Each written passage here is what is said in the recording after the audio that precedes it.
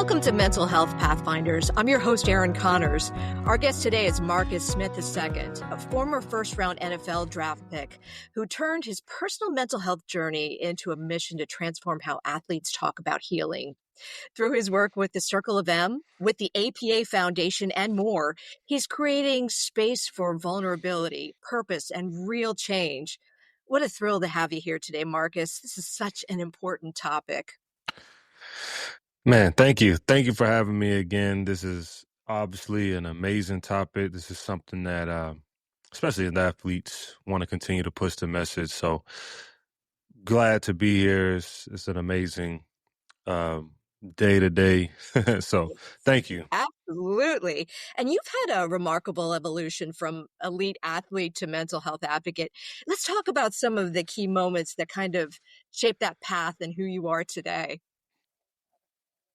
Yeah. So I think for me, one of the key moments was first when I was 8. I had my first anxiety attack, but I didn't realize that that was a thing back then. I didn't really realize it until I actually got into therapy going into my 5th year in the league. So when you talk about mental health, you're talking about looking at a lot of the traumas and the things that we deal with as a child. That was the first thing that happened. I had an anxiety attack, and then my parents nor my grandparents kind of knew what it was, and we kind of just swept it under the rug. And so that led me to having anxiety and depression as I was playing sports. So sports end up being my band-aid, if you will. It ended up being my band-aid, and I was able to get through all the way to the NFL until I really couldn't, deal with the pain anymore. Let's go back to college. You made a major transition switching from quarterback to linebacker. Wow. And you still rose to Yeah. become ACC Defensive Player of the Year. How did you manage to change, to manage change under pressure like that? And did it teach you about adapting to these like intense, high visibility environments? Yeah, it was tough. It was tough trying to switch to a position that I never played before. I never played the position. I played quarterback my whole entire life, right? So I'm throwing a rock. I'm thinking that, hey, maybe I'm gonna be Tim Tebow, or maybe I'm gonna be a Heisman winner. That's what I was thinking going into college.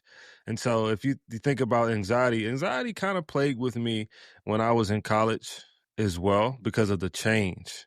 Right. And so I'm going over there now. I'm going up against 300-pound linemen every day. And I'm like 230 pounds. So if you can think of a, huge guy, and now I'm going up against some, those guys used to be blocking for me. Now I'm going up against them every day. So the switch came when my coach, his name is Clinton Hurt. He's also the defensive line coach for the Philadelphia Eagles. Now he just won the Super Bowl. He was my coach in college, and he kind of helped me get through those moments when I would be having anxiety attacks in my sleep, but also having anxiety attacks while I was in the facility because it was an unknown thing, and we all know that anxiety is kind of, it's kind of unknown, right? Those are the things that you're thinking about, and so, yeah, as I was pushing forward through college, it was a tough experience, but I was able to push through it enough for me to um, get through those tough moments to kind of be where I am today. I saw in one of your Instagram posts that you were really struggling at one point, and then you got two different phone calls that almost saved your life. Talk a little bit about that. That's really interesting. Yeah, so when I was in Seattle, I had just signed a 1-year deal with the Seattle Seahawks. Pete Carroll, my coach, obviously that I just talked about, who coached with the Eagles. Now he was in Seattle. So my career was going on the up and up. It was going in the right direction. I was going into year 5 in the NFL. But I hadn't yet addressed the anxiety and depression issues that I had been facing since I was 8. And so if you could look at on the outside, everything is going correctly, but I was dying on the inside because I had yet to address those things. And so that's what those phone calls where I had got to a point where I was just tired of being in pain, and I thought that I should be happier than what I was. And I was like, why am I so sad all the time? Why is nothing going the right way for me mentally? And so as I'm going through that process, I started to drive to the facility, and I did try to commit suicide. And that's just one of the realest way I could say it. I tried to do it twice, because it wasn't of thinking of me ending my life. It was more so thinking of me ending the pain, right? And a lot of people who are going through pain, that's all they want to do. They're not thinking about their life in general. They just want to get rid of the turmoil that they're dealing with. And what stopped me was my mother-in-law, and my wife. My wife called me first, and she started talking to me as I'm going to the facility. And then after my mother-in-law talks to me, after my wife talks to me, then my mother-in-law calls right after that. And so by the time I'm done talking to them, I'm at the bottom of the hill where I'm safe and sound. And that's when it clicked to me that, man, maybe I have an issue, because I was so far gone to the point where I just wanted to get rid of the pain. I didn't want to think about anything else. And plus, my wife was pregnant at the time. I wasn't even thinking about that. I wasn't thinking about anything but to get rid of the pain. So that's where those two phone calls came into place, and they saved my life. Yeah. Two small phone calls, it kind of shows you that, if you do see someone struggling, even just the smallest things can really make a huge difference. Yeah, the smallest things make a huge difference, because we had a relationship, and I had built that relationship with my mother-in-law and my wife since 2015, and it's crazy how 2 years later, they were the ones that helped me get through that. That's beautiful. And I think we often think, especially with athletes, that the pain comes on the field. It's like a physical pain, but there's so much more to that. There's definitely more. Do you feel like a lot of athletes are struggling with this mental pain as well? Yeah, I do. I get to talk to a lot of athletes on a regular basis. Could be NFL, could be college. Some guys are at the top of their game and the top of their sport, but we tend to do things backwards. We all always say physical, physical, physical, but it's really the mental part that's what's going to separate you from the next person and want you to have that edge that you've always wanted. So I think that they struggle with being open and being honest and being vulnerable about where they are, because if you look at football just in general, it's not a sport that you would like to show a weakness. So naturally, you're not showing the weakness in real life either. You take those same characteristics from the game and you apply it to life, and it doesn't necessarily work that well in your life, right? So I think a lot of them, they deal with the stresses are just coming out and saying, man, hey, I have an issue. But it takes someone like me or you, or just someone talking about it, for them to understand, like, you know what, maybe I am going through that, and maybe I do need to seek help for that. And that's where the change comes. Right, and you're a great role model for that. You've stepped away from football, and you're rebuilding your identity outside of football now. Tell us a little bit about that and what you're doing now. Yeah, so back in 2020 was obviously COVID was a hard year for everyone, right? We was forced to look at ourselves in the mirror. And that was kind of the year that I started the Circle of M. It was right after I got done playing, right after I stepped away. And because I seen other guys kind of going through the same things, right? I seen them dealing with some of the same issues, had all this money, had everything that they could ever want, but they were suffering in the inside. So I created the Circle of M nonprofit organization, uh, where we unmask the feelings that cause anxiety and depression. So all I did was start off with awareness. Hey, I'm just going to talk about this. I know a lot of guys aren't talking about it, but I'm just going to talk about it. I'm going to tell my story and see where it goes from there. Then that led me to being on a lot of platforms, a lot of panels, speaking engagements for me to continue to speak what I was doing. And then after that, we started partnering with facilities, right, to help guys get into treatment. Because I also went to a treatment facility in Colorado for 30 days that really helped me. And so I started partnering with them, the Circle of M partners with them to help guys get in the right treatment that they desire. And so that's kind of where we are right now. We partner, and we can kind of still do this awareness piece that allows people to be free. and they can, the more that they speak, the more that they will free themselves. And that's our slogan. That's what we continue to speak to these athletes. And we try to help them get into treatment, or we try to help them get to the right resource. So we're just a bridge. That's all we are. So whoever we're talking to, whoever we're partnering with, just like you guys, we try to get them the best resource as possible. Yeah, but it's great that you can reach out. It's just like we said, those little things that can make the huge difference right there. It's great. So you've collaborated with the APA Foundation on important conversations about athlete well-being. What stood out to you from that experience, and how can mental health leaders better support athletes?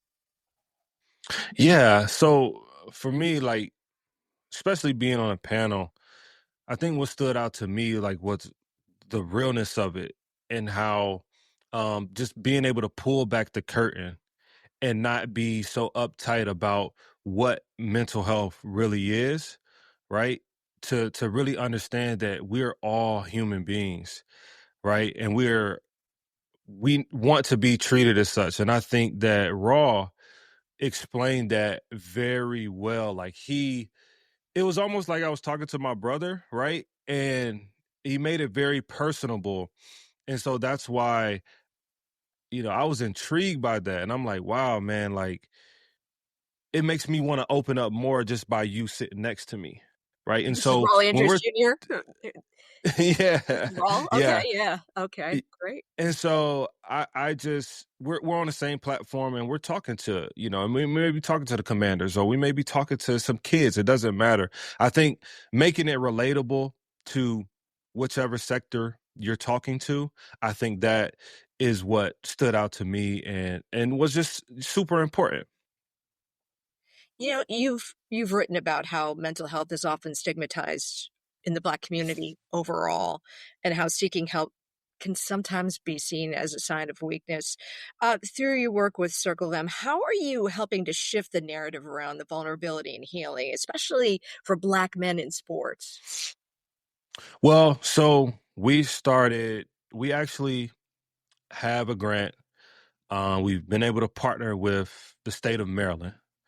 They're partnering with us to be able to hold programs for the youth. So all we're doing is opening up the dialogue for them. When they come in, we're just teaching them basic knowledge of what mental health is. We bring out a feelings wheel, and we help them articulate their feelings. And a lot of these kids are from the inner city. They may be from the inner city of Maryland. So that's how we're shifting the narrative, because now they come in as a lot of NFL guys, a lot of former athletes, people that they look up to. They come in, and we're having a roundtable discussion, but we're also helping them understand their emotions and being able to articulate that to their teachers, their family, whoever it may be. So we're starting on a lower scale, basically, uh, to be able to basically help them understand what it looks like. Not on a clinical level, because we want them to be able to get to that level. I feel like as they grow, they'll be able to get to the clinical level. But if they just start with just basic knowledge, then when they get to the clinical level, they can articulate that to them, what is kind of going on with them. You know what I mean? So that's kind of where we are now. We're partnering with the state, and they actually helped us with, kind of rounding a lot of the African American community up, to be able to teach them what they need to be taught.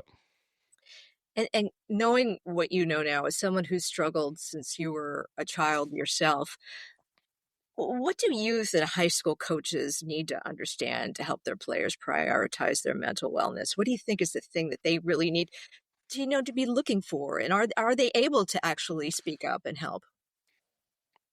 I think for a coach, the most important thing is to know your players, get to know them more than who they are on the football field, right?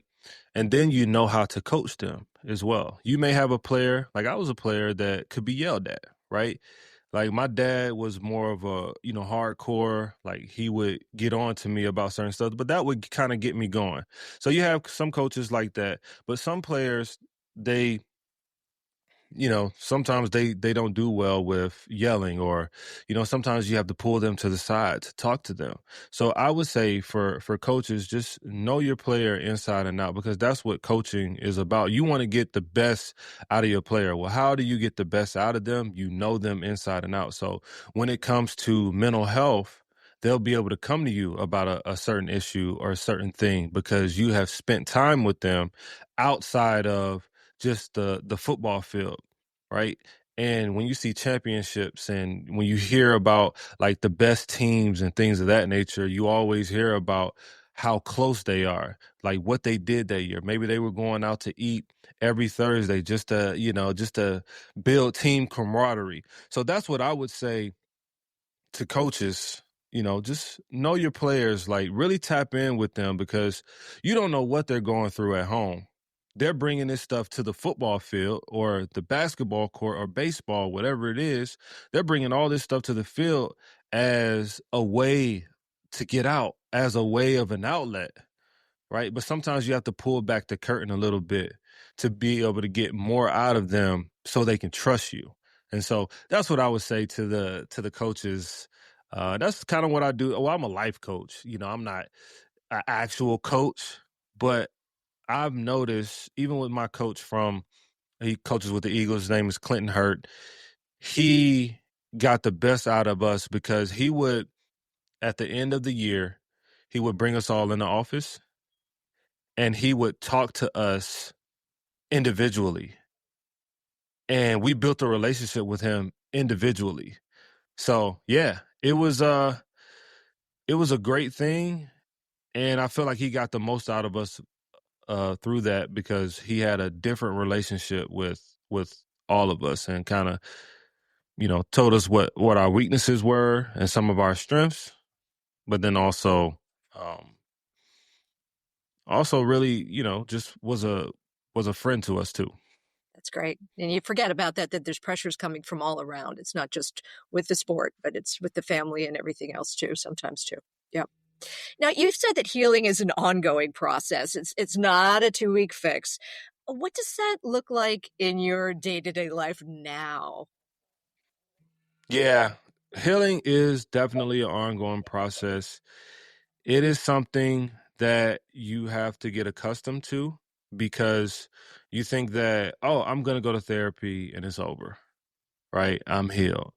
But life in general is not like that, right? It's like a roller coaster. You have your highs, you have your lows, but healing is a day-to-day battle, right? You literally, I often say, I'm a Christian, but I often say you have to die to yourself daily, right? So there are things that happen in this world that are that kind of get you all off course, but you have your team around you, right? You have your therapist, you have your life coach, you have the people that you can confide in and talk to when those times arrive, when they come up. And so that's why I say it's a journey, because a part of the journey, that's where the growth happens, Mhm. right? A lot of times someone says, greatness lives on the other side of fear, right? Well, healing lives on the other side of that journey, right? So as you continue to walk that path and that journey, you'll notice that healing starts to heal those empty wounds, right? But are you all the way healed? You could be, but you want to stay there, right? Because it's about the progress and the process. So yeah, healing is a journey, and I always tell guys that, but uh I don't want them to feel like going into it, you're you're gonna be healed and I don't have to do anything. You still have to work at it, you still have to talk, you still have to speak. The more that I speak about these things, it frees me. So if you kind of take that, put that in your toolbox for the rest of your life, then you'll know ways to heal yourself in a great way. Yeah, it sounds like faith and spirituality play a little role here with you too. And I think a lot of people, that's maybe sometimes some place that they'll go first, if they're going to go anywhere to get some help. Yeah, when it comes to faith, I say that they can go hand in hand. I don't push, my faith on anyone because I want to meet them where they are, regardless of who they believe in, right? But I always say that, if you are a person of faith, it goes hand in hand, right? If you go into the therapy room, or if you go to get help, that's okay. You can pray too, but you can also go get help as well. There's nothing wrong with that. Looking ahead, what kind of legacy do you hope to leave through your mental health advocacy and work with athletes? Yeah, I think the legacy that I want to leave is that, and this is kind of cliche and people hear it all the time, but I want vulnerability to be strength and not weakness, right? I know that, as a man, it's hard for us to show a weakness. We don't want people to see that, but it's natural in us. It's a natural thing to understand that your weakness is something that you have to work on, and that's okay. But you know what it means that you're human and that you have something to look forward to, right? If we all have it figured out, you wouldn't need the triumphs. You wouldn't need coaches or people to help you along. So what I want to leave is a openness for guys to speak and not be afraid, and for them to understand that vulnerability is their true strength and not their weakness. So, yeah. Well, Marcus Smith II, thank you so much for the work that you do and for joining us today. We really do appreciate it. Is there a website people can go to for Circle of M? Yeah, so you can actually go to thecircleofm.com. You'll see all the stuff that we do there, like the programs and things of that nature. You can also go to marcussmithii.com to see all of the stuff that I'm doing. Yeah, man, it's I really appreciate you guys for having me. This is amazing. It gives me an opportunity to continue to speak. Obviously, that's what we were talking about, but I appreciate it. I really do. Well, great to have you here. And for our audience, you can always find Mental Health Pathfinders on your favorite podcast platform.